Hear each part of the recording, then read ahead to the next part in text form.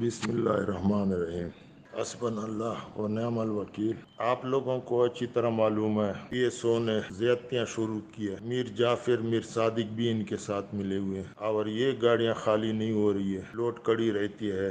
یہ اوگرا رول کی بھی خلاف ورزی ہے، اور دوسری ہمارے ٹائر بھی خراب ہو رہے ہیں، ہمارا وقت بھی خراب ہو رہا ہے، ہمارا سارا ہمارے گاڑیوں سے اسٹوریج بنایا ہوا ہے۔ دوسری بات یہ کہ شارٹیج دے رہے ہیں، اور شارٹیج جو ہے 700-800 kg اور مختلف جو مجھے آ رہے ہیں نظر آ رہے ہیں وہ شارٹیج دیے جاتے ہیں۔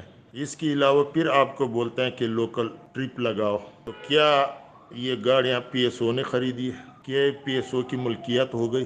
کیا ہمارے پاس ایسا ایگریمنٹ ہے جو ہمارے ساتھ ایسا ایگریمنٹ ہوا ہے کہ ہم لوکل گاڑیاں چلائیں گے؟ یہ لانگ روٹ کی گاڑیاں ہیں، ہمارے ساتھ 6000 کلومیٹر لوڈ کی بات ہوئی ہے، ایم پی ٹی کی نہیں، خالی کی نہیں، 6000 لوڈ کی۔ اس کا مطلب ہے 3 سے 4 ٹرپ پنجاب کے۔ تو میں اس نتیجے پہ پہنچ چکا ہوں کہ یہ جو درد ہے، یہ تکلیف ہے، برداشت سے باہر ہے۔ آئندہ ہفتے سے ایک قسم کا میں کال دے رہا ہوں کہ بیکاٹ کر دو، گاڑیاں لوڈ نہ کراؤ، جو جدھر کڑی ہے وہ ادھر کڑے رہے۔ انشاءاللہ درمیان میں باتیں ہوتی رہے گی، لیکن عزم اور ارادہ پختہ کریں۔